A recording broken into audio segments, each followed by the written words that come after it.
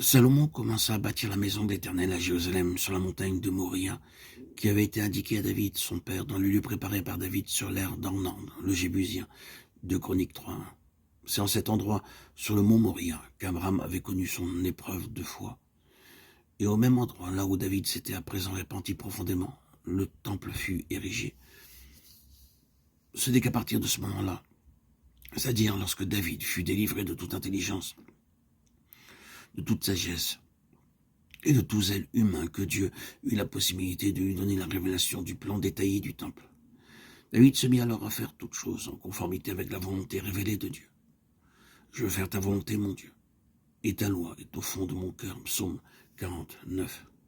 Maintenant, David avait appris à mettre tout son plaisir à faire la volonté de Dieu en toutes choses.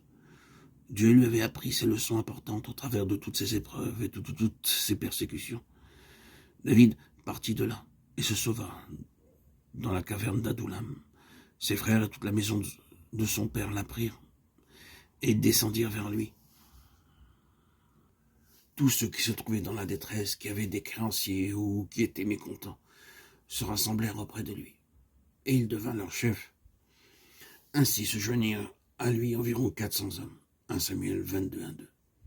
Imaginez-vous 400 personnes en difficulté, ce qui n'est pas un petit nombre, et tous étaient là, cachés dans cette caverne, laquelle était entourée, assiégée par les soldats du roi Saül. David ne disposait que de 400 hommes. Il n'avait pas d'argent, il ne pouvait sortir de la caverne, et personne ne pouvait entrer vers eux. C'est à ce moment-là que David écrivit les psaumes 34 et 108.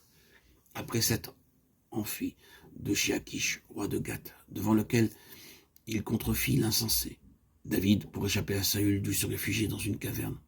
C'est en ce temps-là que Dieu lui donna la foi, afin qu'il se confie en lui pour tous ses besoins. C'est dans cette circonstance que fut rédigé le psaume 34. « Je bénirai l'Éternel en tout temps, sa louange sera toujours dans ma bouche. Que mon âme se glorifie en l'Éternel, car rien ne manque à ceux qui le craignent. » Psaume 34, 10. C'était son expérience personnelle à ce moment-là dans la caverne. Imaginez 400 hommes affamés dans une caverne cernée par l'armée ennemie. Cependant, jour après jour, d'une manière ou d'une autre, Dieu pourvoyait à tous ses besoins dans cette caverne. Tous ces gens qui étaient venus vers David n'avaient rien du tout. Ils étaient pauvres. Ils pouvaient certainement entendre en bas, dans la vallée, les lionceaux qui rugissaient, réclamant leur pâture.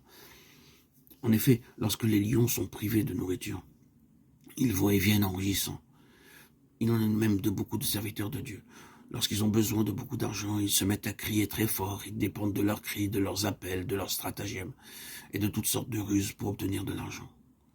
Mais David dit, les lionceaux éprouvent la disette et la faim, mais ceux qui cherchent l'Éternel ne sont privés d'aucun bien.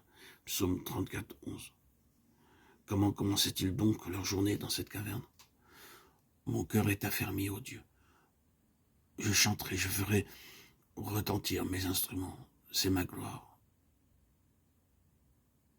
Élève-toi sur les cieux, ô Dieu, et que ta gloire soit sur toute la terre. Psaume 108, 1, 6.